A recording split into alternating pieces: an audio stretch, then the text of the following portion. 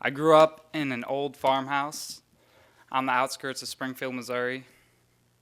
We had a barn, horses, a dog and a cat, apricot and an apple tree, blackberry bushes, and when we were lucky, we got a wild strawberry patch. Now, my childhood seems about as perfect as they come, but I had some problems speaking out for myself as well as for other people. 18 years ago, I would have been standing behind my sister and having her speak for me because I was painfully shy and largely unable to be understood. So my parents knew that this could not continue, so they began putting me through, at the time, terrorizing situations. They began making me pay for gas, order meals for the entire family, and practice my R words on long car rides.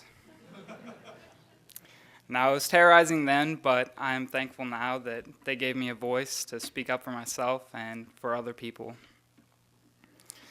Much later, I went to college at the University of Missouri St. Louis, where I studied biology, minored in Spanish, and got a certificate from the Pierre Laclede Honors College.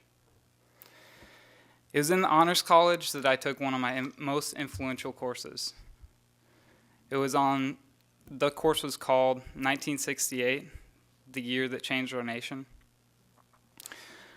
While I had heard about many of these things that had happened in 1968, we went into depth of certain issues like Martin Luther King Jr.'s and Bobby Kennedy's assassination, civil rights and Vietnam protests that were frequent, and the 1968 Olympics, where Tommy Smith and John Carlos both raise their fists at the awards ceremony, speak about the injustices that awaited them back home. Now, it was after this course that I realized that I needed to be doing something to change our nation in a positive way. So I started getting into various internships, such as the Peace Economy Project. During my time at the Peace Economy Project, I started learning about the military-industrial complex and what we can do to better our economy, create more jobs, create a better environment, and also promote peace. So I learned a lot in this summer internship. One of the things I learned about was the Office of Economic Adjustment.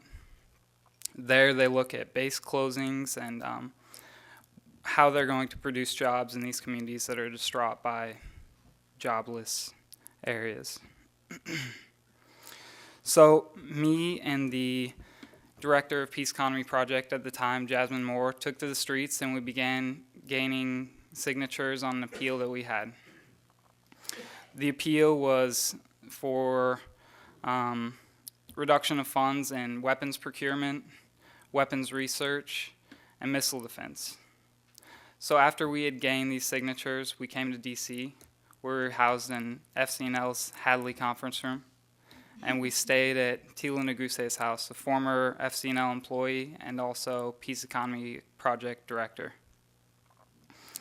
It was then that I knew that I wanted to work for FCNL. It was this great organization that was doing things on so many levels that were right. And I was lucky enough to be chosen as a young fellow. And it's just a stepping stone, while a significant milestone in my life, working here amongst all these great people and having support from people like yourselves. And a quote that comes to mind, it's one of my favorite quotes, it's from Albert Einstein, one of the contributors to nuclear weapons. No problem can be solved with the same level of consciousness that created it.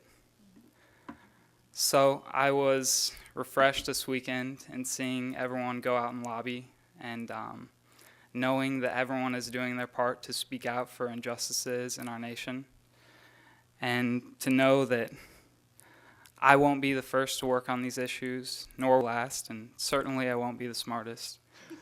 But there will be a level of consciousness that is increased by everyone in this room.